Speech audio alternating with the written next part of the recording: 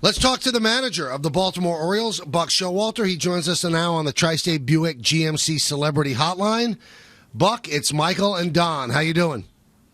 What's up, guys? Celebrity Hotline. That's you. Nice, right? That's all you. When's the celebrity coming Right on? now he's on. Oh, jeez. We just got their lineup over. I'm glad to hear that move because we don't know about it. Good. Thanks, Mike. If nothing else. Yeah, they got Rodriguez on the lineup card they sent over. Oh, really? Well, I know where to go for information. You come to me, Buck. All right, so let's talk about your team. Are you surprised that you've gotten out of the gate this quickly? A lot of people thought your team would hit, but the pitching might not be good enough to win a lot of games. So you've gotten off to a great start. Your thoughts? It is what it is. We know that there's no perfect team, and everybody's going to be challenged by the season. But I think a lot of people, underestimated our starting pitching, and that's okay. They didn't. A lot of people forget how good Chris Tillman's been. When a guy has a kind of a step-back year, that like every outing they had was bad. Chris had some real good outings for us last year, but we'll be getting Gallardo back here before too long. He's come along at a real good clip. We finally got Gosman back. He just started pitching for us a couple of starts ago. We're trying to be patient with him. And our young kids, Tyler Wilson and Mike Wright, have been pretty solid for us. And Jimenez has kind of picked up where he left off last year. And we've been able to cover the short starts when we do get them with some guys that are capable of pitching length out of our bullpen, which I think is really unappreciated in the American League, how important it is to have somebody down there, win, lose, or draw, that can soak up 2 or 3 innings and stay away from overusing other pieces of your bullpen. Buck, you mentioned patience, whether it's with players or with teams, and certainly an organization's patience is different than a fan's patience. But for you, being around baseball as long as you have, what is that line of demarcation? When do you go from patience to anxious in a season? Well, I think you always have I think you don't want anything to be construed as complacency or a lack of sense of urgency.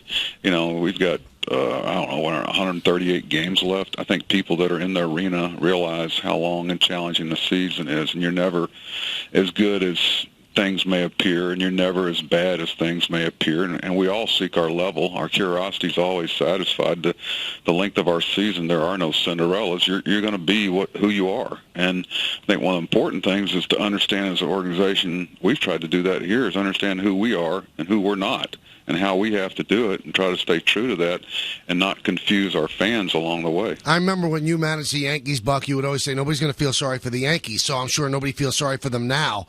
It's 23 years of an over 500 team. Is it kind of stunning to see them at this point? After yesterday, they're 8 games under 500 now.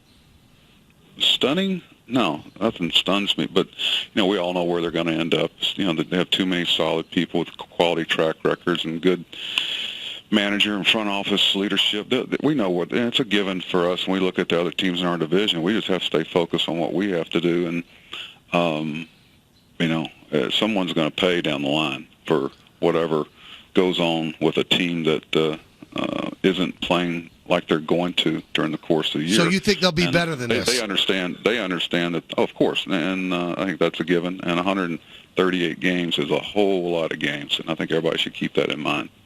Now, the one thing fans will say, look how lethargic the team is, because when you don't hit, Buck, right, it looks like there's a lack of energy. But what are some of the things that a fan or a media member can look for to see a team that's dragging, just beyond the X's and O's of it? But there's some tendencies where it looks like a team has kind of lost its spark. Well, usually your momentum is dictated by who's starting that day, and you see teams that put good things together. I think the more things that can happen that are consistent for a team, it really gives them some peace of mind.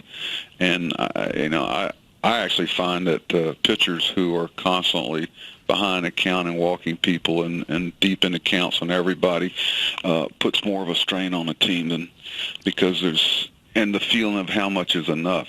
They're going to get Chapman back here shortly, and their game even gets shorter, and they're going to be fine. And the whole scheme of things, I think it's a given in our mind that they're going to be a lot more competitive as the season goes forward. We're trying to keep it from happening tonight, which it could with Sabathia. Buck, you lost J.J. Hardy for 6 to 8 weeks with that broken foot. And yet, it may be less than that, Mike. It may be less than that, but we put that out there just to not create any false expectations. Okay, so until he does come back, yesterday you start Machado. Machado, he's really an otherworldly third baseman. He won the Platinum Glove a couple of years ago as the best fielder in the game. Are you going to keep him at short, or do you have other ideas? Well, we have a lot of different, we have to have a lot of what-ifs along the way. We've got some good people down in Norfolk, and we've got some people here that are capable of playing. The one thing we have to stress is versatility of our guys. And, Jonathan Scopes played all three infield positions and done it well. Ryan Flaherty can play all three, and Manny obviously can play all three.